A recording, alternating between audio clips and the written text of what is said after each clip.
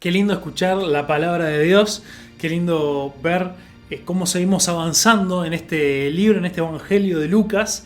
Nos sigue contando cosas que pasaron en la vida de Jesús y también, más importante, que es donde nosotros también tenemos que ver qué cosas podemos aprender.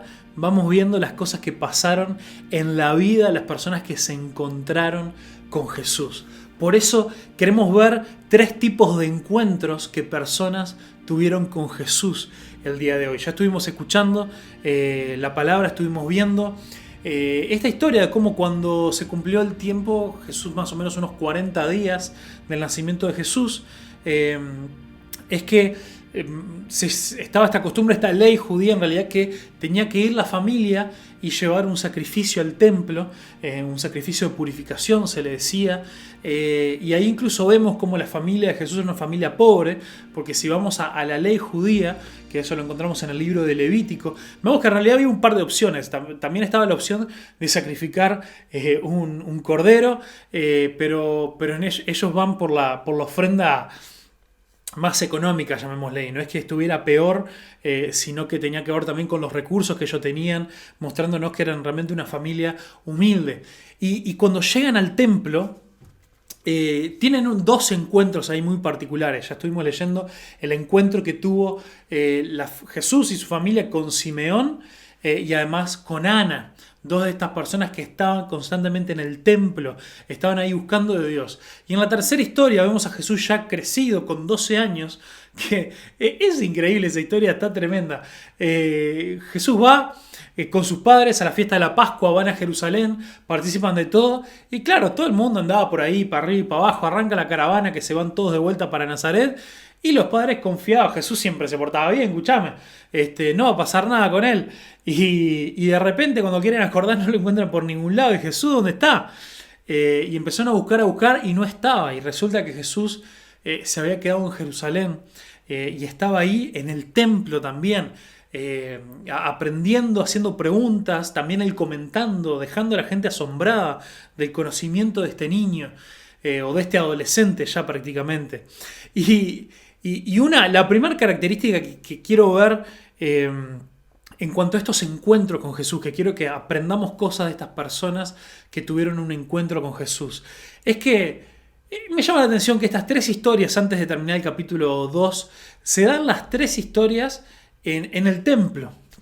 Esta gente se encuentra con Jesús, se encuentra con Mesías en el templo.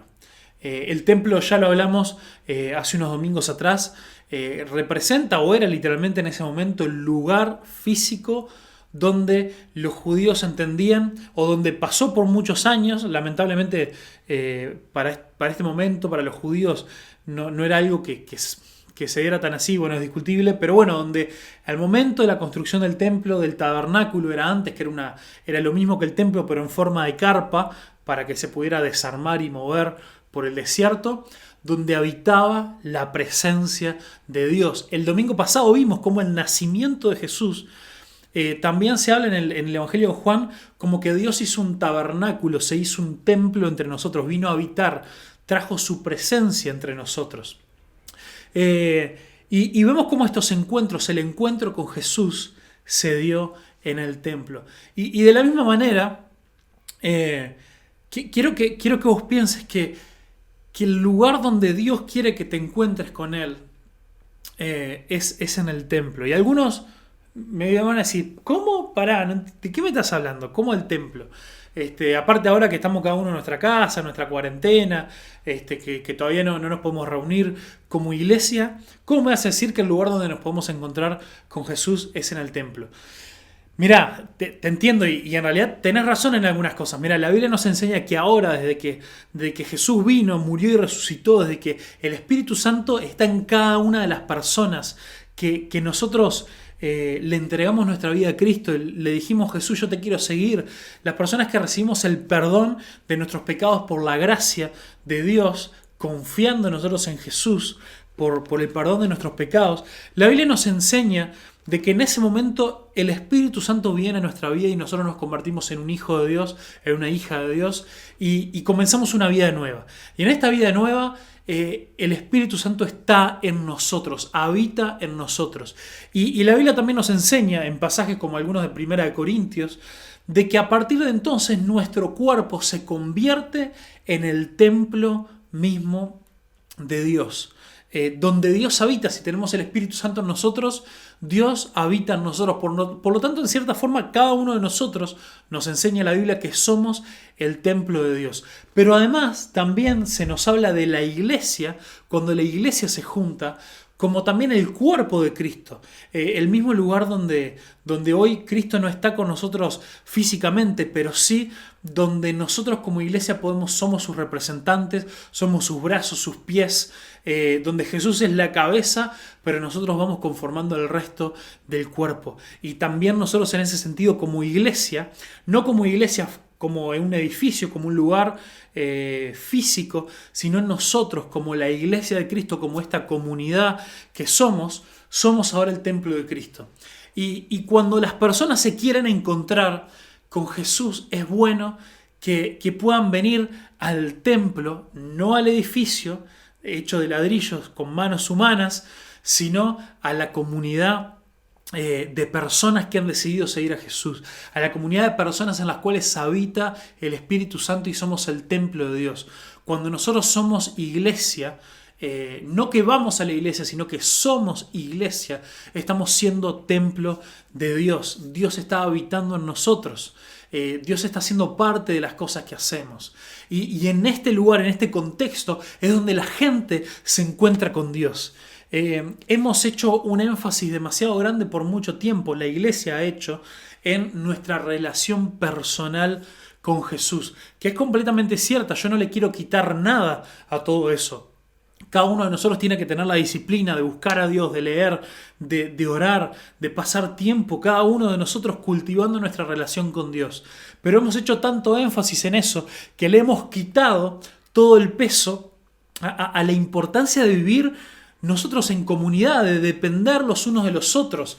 La Biblia nos da este mandamiento de amarnos los unos a los otros, de sobrellevar las cargas los unos de los otros, de edificarnos los unos a los otros, de estimularnos a las buenas obras, de animarnos, de perdonarnos, de amarnos los unos a los otros. Está lleno de mandamientos en la Biblia que tratan de los unos a los otros. ¿Y cómo podemos cumplir estos mandamientos si nosotros no estamos juntos, si nosotros no somos parte de la iglesia? Entonces, qué bueno que nosotros podamos ser iglesia, ser templo de Dios, que la presencia de Dios, que se note, que cuando nosotros nos juntamos, no por el lugar en el que estamos, justo ahora en estas semanas estamos haciendo algunos arreglos en el edificio de la iglesia para cuando nos volvamos a juntar, pero esos arreglos no sirven de nada. Está precioso tener la iglesia más linda y todo lo demás, me encanta, pero esos arreglos no sirven de nada si cuando nosotros nos juntamos no nos amamos, si nosotros no nos preocupamos los unos por los otros, si no oramos los unos por los otros, si no cumplimos estos mandamientos y somos iglesia. El gobierno nos puede volver a habilitar para juntarnos, para reunirnos, para ir ahí al barrio Laures, ahí en ese salón que tenemos en esa esquina, en ese edificio, juntarnos todos, llenar ese lugar, cantar de todo un poco, pero si nosotros no estamos viviendo con el corazón en esta comunidad, si nosotros no estamos queriendo ser parte, si nosotros no estamos bendiciendo a los demás, si no estamos realmente siendo parte de la comunidad que Dios nos ha dado, no estamos siendo iglesia. Dios no se agrada de eso. La cuestión es que esta es la enseñanza de lo que significa hoy en día ser templo y dónde es que está el templo de Dios en nuestra vida. Y en ese lugar, en este contexto, de esta forma, es que la gente se puede encontrar con Dios. Y lo mismo te lo digo a vos. Si vos te sentís alejado de Dios, si vos te sentís de que tu relación con Dios no es la misma que era antes, o si tenés cosas en tu vida que vos decís, yo no puedo salir de esto, este pecado yo lucho, yo oro, yo he intentado muchas cosas y sigo trancado con esto, pues será posible que quizá vos has dejado de ser parte de la iglesia en el sentido que te has dejado de pasar tiempo con los hermanos. Has dicho simplemente, bueno, hoy no tengo ganas, no me voy a sumar, estoy ocupado, tengo otra cosa para hacer, no, esto, aquello, lo otro, y va bajando en tu lista de prioridades el pasar tiempo con el pueblo de Dios, el ser iglesia, y por lo tanto cada vez te es más difícil tener un encuentro verdadero con Jesús. Dios quiere hablarnos a través de la comunidad que nos has dado. Dios quiere usarte en la comunidad en la que Él te ha puesto. Dios quiere bendecirte. Dios quiere hacer un montón de cosas en tu vida y a través de tu vida siendo parte de una iglesia local, que es donde el Espíritu Santo también se manifiesta en nosotros, donde también podemos aprender las cosas que Dios quiere de nosotros. Así que si bien cuando nosotros leemos del templo, no pensemos en un edificio, pensemos que ahora en nosotros, en la iglesia de Dios, Él nos enseña que el templo que Dios construye no está hecho por manos humanas, sino que es un templo hecho por personas. Y Dios quiere que vos seas cada vez más parte de eso. Dios quiere que vos estés bien metido ahí para poder tener un encuentro verdadero con Dios y que tu relación con Él aflore y reviente. Así que la primera característica que vimos de estos encuentros es que la gente se encontró con Jesús en el templo, en cada uno de ellos. Pero bueno, bien rápido porque se nos va el tiempo. Tenemos acá el caso de Simeón. Simeón era una persona que esperaba con ansias la llegada del Mesías. Eso lo vemos en el versículo 25. Había en Jerusalén un hombre llamado Simeón, era justo y devoto y esperaba con anhelo la llegada del Mesías para que rescatara a Israel. Y vieron las características, nos dice que Simeón era justo y devoto, o devoto no como el supermercado, devoto es una persona entregada a Dios, una persona que teme a Dios. Y vemos esta característica, que era un hombre justo, una persona que hacía la voluntad de Dios, una persona que no se quedaba ni se conformaba con su pecado, sino que decía, no, yo voy a ser un hombre justo, voy a hacer las cosas bien, voy a hacer lo que Dios quiere que yo haga, no le voy a escapar al pecado con el que Dios me está confrontando, sino, bueno, mejor dicho, que voy a escapar de ese pecado y voy a correr hacia Dios, voy a ser un hombre justo y temeroso, entregado a Dios. Estas eran las cosas que la Biblia nos dice que caracterizaban a este hombre Simeón, que además pasaba mucho tiempo en el templo. Y cuando se encuentra con Jesús, está esta parte que nos dice tremendo, ¿no? Que el Espíritu Santo le dice que antes de morir él iba a ver al Mesías, que él deseaba tanto verlo. Y cuando se encuentra con él, dice que tomó al niño en sus brazos y alabó a Dios. Cuando Dios le mostró a Simeón que él se encontró con el Mesías, con Jesús, dice que lo que eso produjo en él fue alabanza. Él alabó a Dios, adoró. Y cuando nosotros tenemos un verdadero encuentro con Dios, produce en nosotros adoración, produce en nosotros alegría, gozo, produce en nosotros un deseo de decir las cosas maravillosas que Dios hace y ha hecho en nosotros. Y mirá, cuando él alabó a Dios, mirá lo que dijo. Dice, soberano Señor, permite ahora que tu siervo muera en paz. O algunas versiones dicen, bueno, puedo ahora morir en paz. Finalmente, mirá qué tremendo. De lo primero que él dice, reconoce que su encuentro con Jesús le trajo paz. Vos estás buscando paz en tu vida, encontrate con Jesús. Ten esta actitud que tuvo Simeón de esperar encontrarse con Jesús para poder hallar verdaderamente la paz. He visto tu salvación, dice, la que preparaste para todas las gentes. Él es la luz para revelar a Dios a las naciones y es la gloria de tu pueblo Israel. En esta alabanza, en este reconocimiento, Simeón puede tener esta percepción de que Jesús no solamente iba a ser para la salvación de Israel, sino que iba a ser para la salvación del mundo, de las naciones. Y esto es genial, mirá, qué impresionante cómo Dios le pudo dar esta sabiduría. La gente pensaba en esta época, estos estudiosos de la ley, pensaban que pensaban que el Mesías, a quien ellos esperaban, cuando no lo reconocieron como Jesús, que Jesús iba a venir para sacarle a los romanos de encima, para que Israel vuelva a ser la gran nación independiente y gloriosa que fue en algún momento. Sin embargo, Simeón reconoció que el Mesías había venido, que Jesús había venido para llevar la luz de Dios a todo el mundo, a todas las naciones. Y gracias a eso nosotros, más de 2000 años después, acá en Uruguay, podemos conocer de Jesús, el Salvador del mundo. Y termina acá con una cosa bastante tremendo, ¿no? Dice, después le dice unas cosas también a María. Dice, los padres de Jesús estaban asombrados de lo que decía él. Entonces Simeón le dijo, le dio su bendición y le dijo a María, la madre del bebé: este niño está destinado a provocar la caída de muchos en Israel, pero también será la alegría de muchos otros. Fue enviado como una señal de Dios, pero muchos se lo opondrán.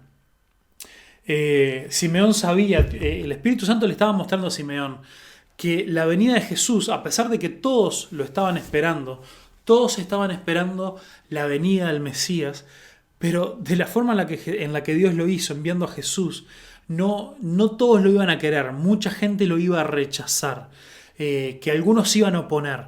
Y lo mismo pasa en nuestra vida. Cuando nosotros nos encontramos con Jesús tenemos dos opciones. Algunos eligen rechazarlo. Algunos dicen: yo no quiero saber nada contigo, no era lo que yo esperaba. Yo quería a alguien que me ayudara, alguien que contestara mis oraciones de la forma que yo quería. Yo quería un Dios que estuviera a mi servicio, o yo quería un Dios que no le molestaran mis pecados, que me dejara seguir viviendo como yo quiero.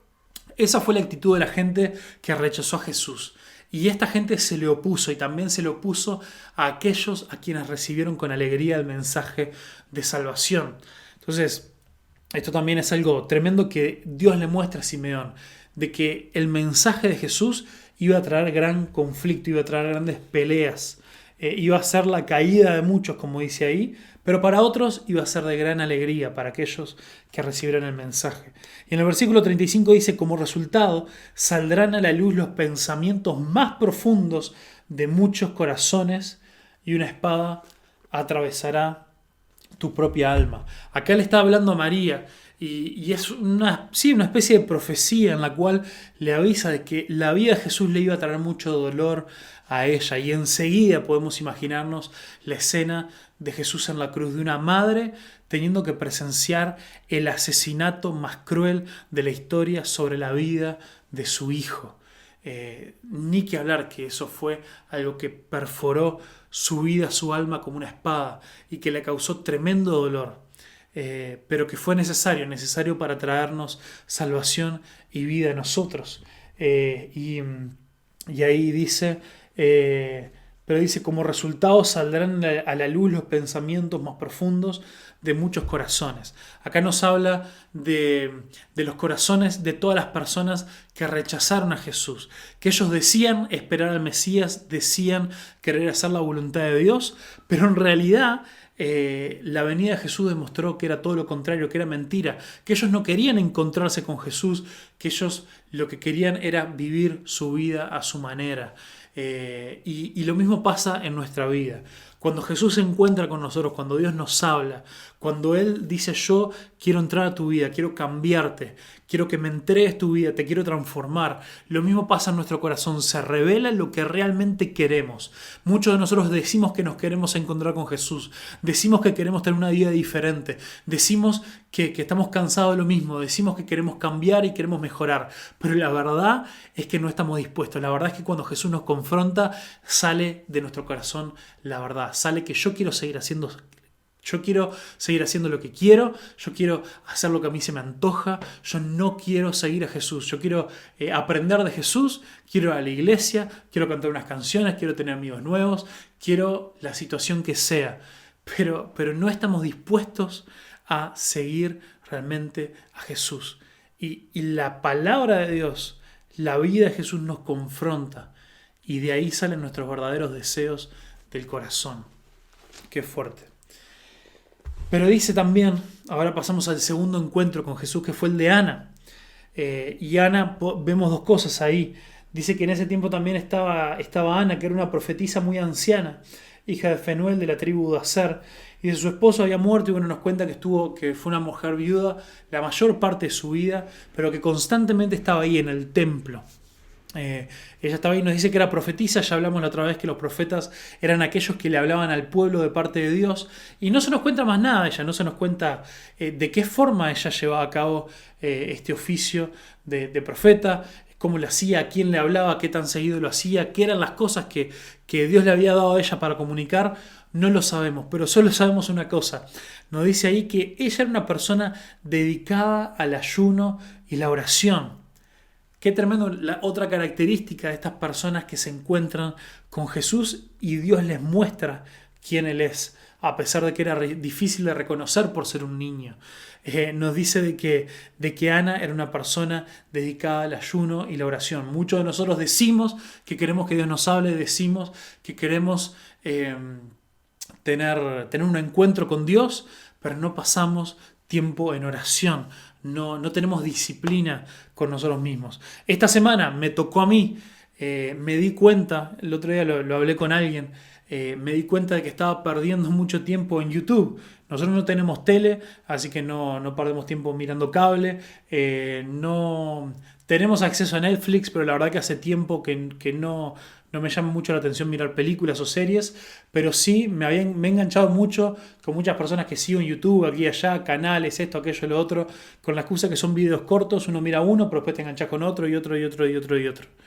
Y esta semana me tuve que instalar una extensión ahí que va en el navegador, que lo que hace es, puedo acceder a YouTube, en el caso que alguien me mande un video, puedo entrar y mirarlo, pero me bloquea y no me muestra ninguna de las recomendaciones. Vieron que uno entra a YouTube y tiene ya una lista enorme de videos que así que te saltan en la cara diciéndote mirame, mirame, mirame. Y cuando uno está mirando un video, al costado o abajo te aparece una columna con una lista de videos también sugeridos para que los mires.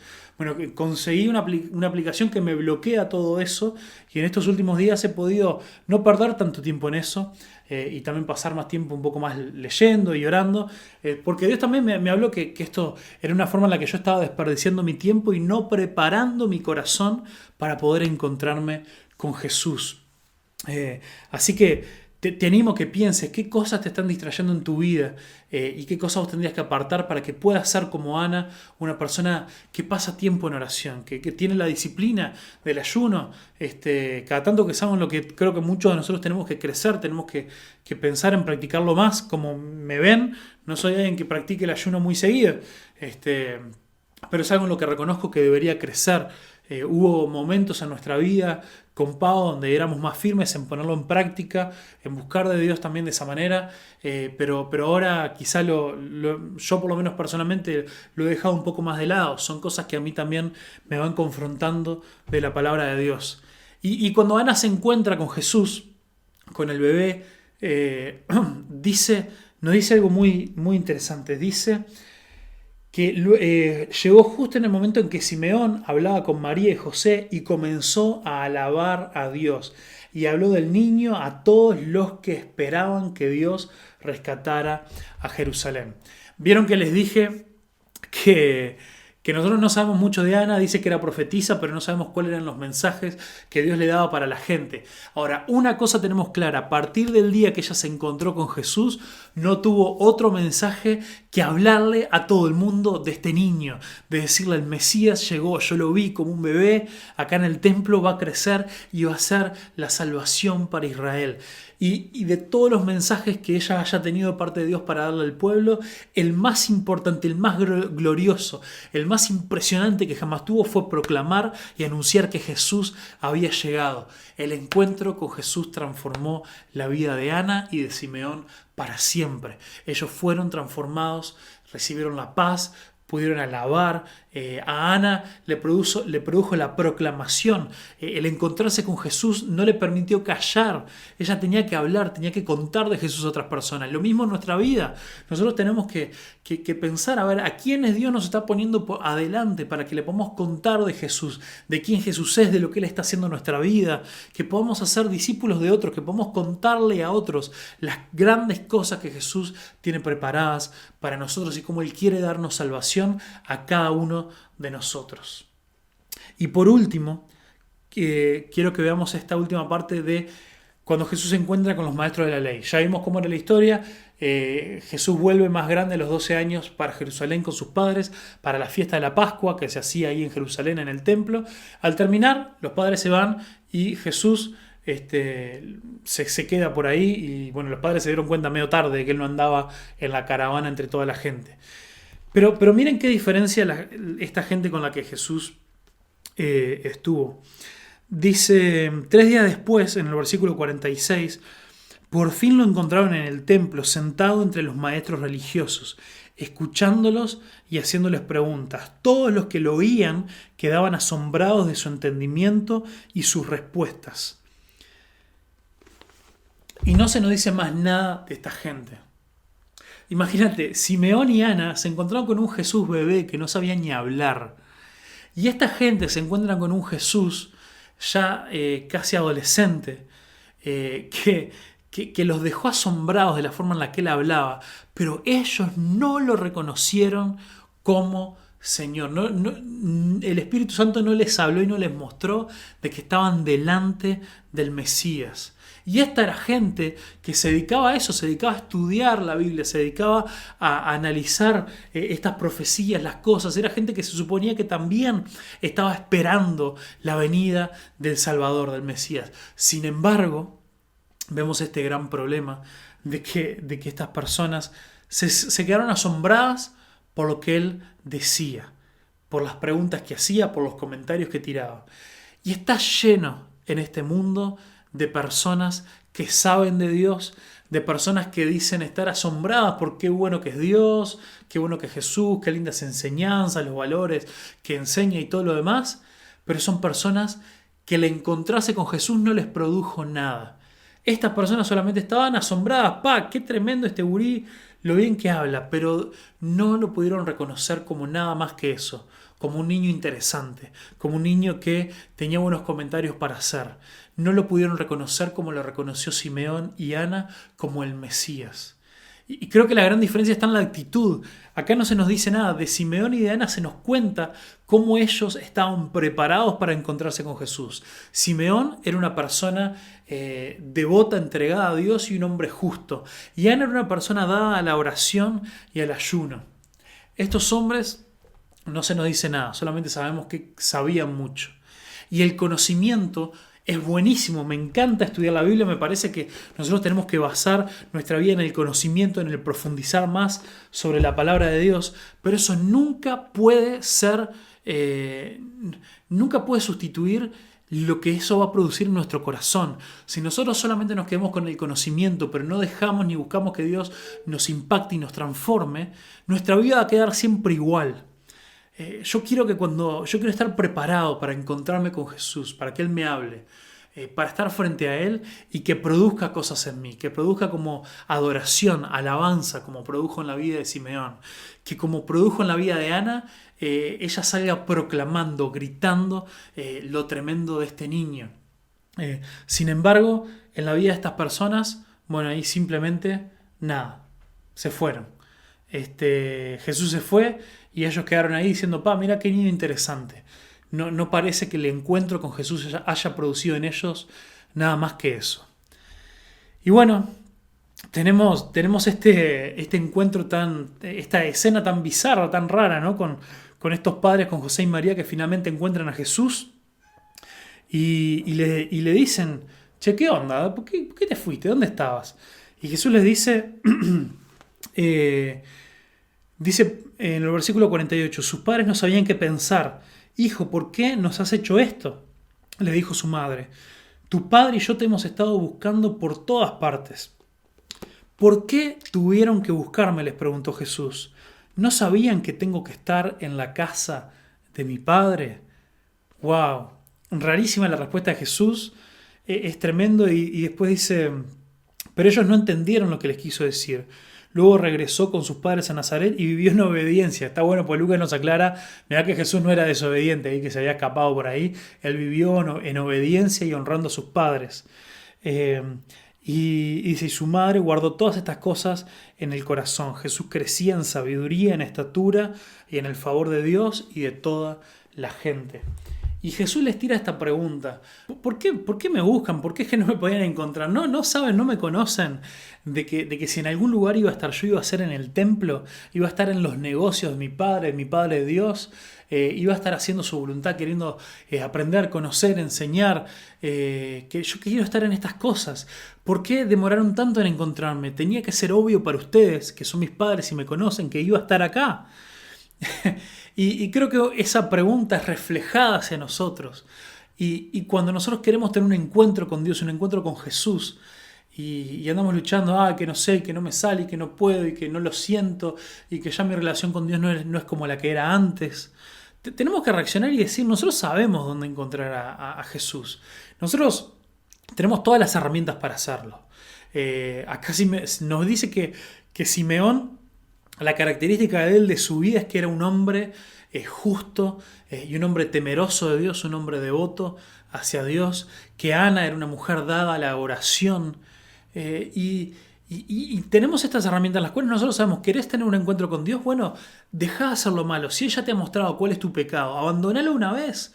No sigas acariciando ese pecado y dejándolo ahí, porque eso te va a separar de Dios y va a hacer que cada vez escuches menos su voz. ¿Sentís que no escuchás más la voz de Dios? Ponete a orar. La Biblia no nos enseña que nosotros tenemos que sentir las ganas de leer y orar la Biblia. No, hacelo, y cuando lo hagas, ahí el Señor te va a empezar a llenar de su gozo, su alegría, de las cosas que produce pasar tiempo en la palabra de Dios. Lo mismo, Jesús literalmente les dijo que lo iban a poder encontrar en el templo. Vos te querés encontrar con Dios, no lo quieras hacer solo. Pasá tu tiempo personal, como te decía recién, leyendo, orando la Biblia, pero acércate a la iglesia, sé parte de la iglesia. Eso de estar así como en la periferia, de que uno cae una vez cada tanto, que cuando tengo ganas, que cuando estoy desanimado no tengo, no, que no voy, que no sé qué, no corre más. Eso es para gente infantil, inmadura en la fe. Si tenés muy poquito de tiempo conociendo al Señor, yo puedo entender eso. Pero si vos hace años que conocés de la palabra de Dios, que conocés de Jesús, sabés que si estás desanimado, no te podés quedar en tu casa, no te podés quedar ahí encerrado. Estamos hablando fuera de la situación de cuarentena, ¿no? En una situación normal. Pero bueno, ahora en la cuarentena, no te quedes solo ahí amargado, ay, no me voy a conectar porque lo veré después o no lo veo, o no sé qué, o bueno, no tengo ganas, no voy a leer la Biblia, lo que sea, no, o ay, nadie me escribe, yo que estoy mal. Toma acción vos, prepárate vos para tener un encuentro con Dios. Anda al templo, anda sé parte de la iglesia donde Dios se manifiesta y donde Dios está. Conectate con nosotros, sé parte de esta comunidad. Manda mensaje, pedí ayuda cuando estés mal. Y no solamente pedí ayuda cuando estés mal, pensá vos también en qué puedes bendecir a otros, cómo vos podés ser de bendición a otros. Sé parte del mover de Dios. Y en esas cosas Jesús se va a revelar y Jesús se va a mostrar. Así que por favor, tenemos este llamado de parte de Dios, de parte de Jesús, que nos dice ¿por qué me buscaban de esta manera? Ustedes saben dónde yo estoy. En los negocios de mi Padre tengo que estar. Y lo mismo, nosotros queremos encontrarnos con Jesús, metámonos en los negocios de Dios. Pasemos tiempo en las cosas de Dios. Y de esa forma después termina con eso, que nos dice que Jesús crecía en gracia, en sabiduría, en estatura, y crecía en todas las áreas de su vida para con Dios y para con los hombres. Y que nosotros, si nosotros nos ponemos también a encontrarnos con Jesús, Él va a impactar y a transformar nuestras vidas para que nosotros crezcamos, no nos quedemos como estamos, sino que avancemos en la vida y podamos hacer su voluntad. Señor, desafíanos, por favor, Dios, oramos a ti. Desafíanos con esto. Confrontanos, ayúdanos a ponernos las pilas, a abandonar nuestro pecado, a dejarlo de lado, a que si sentimos que estamos lejos tuyos, nos dejemos de excusas y empecemos a hacer las cosas bien. Que el pecado con el que vos nos confrontás lo matemos, lo degollemos y lo hagamos a un lado. Por favor, Señor, danos la valentía, danos el coraje para hacer tu voluntad. No queremos seguir dando vueltas así nomás por la vida. Queremos hacer tu voluntad, queremos preparar nuestra vida para un verdadero encuentro contigo. En el nombre de Jesús, amén y amén.